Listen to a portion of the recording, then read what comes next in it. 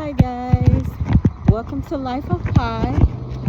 So I'm just checking in with you guys, letting you know that I had a wonderful birthday and I'm going thrifting.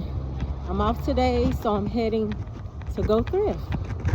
And I just rode the train to get here. And I like riding the train. It's fun to me.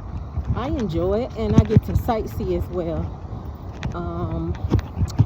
Yeah, so we're gonna go thrifting and see what goodies we can find. Yeah, so I recently,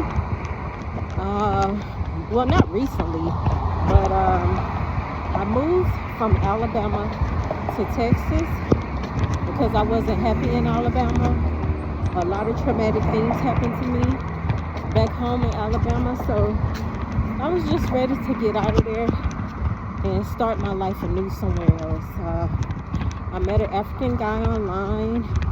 We became friends. He told me that he was my husband the first time I talked to him, and I was like, "Well, you crazy, you lying." He wanted a relationship with me, and I told him, I was like, no, because we live in two different continents. How is that gonna work?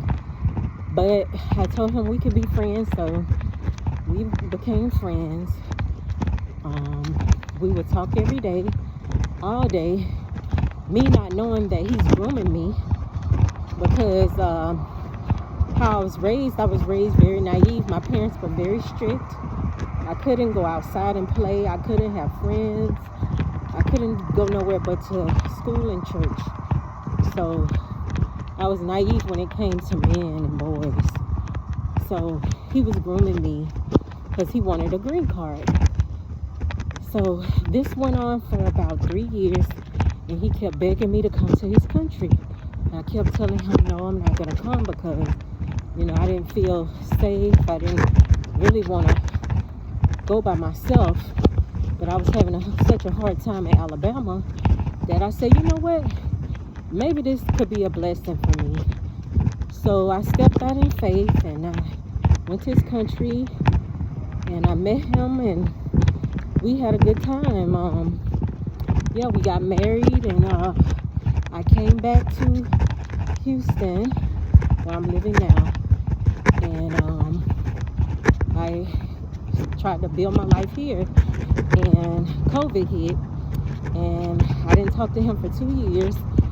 And after COVID, he told me he didn't want the marriage. He didn't want to be with me. He don't want the green card. He wanted to stay in his own country. So I was pretty much devastated. I had lost a lot of things by marrying this African guy. So I begged him for a divorce. He refused.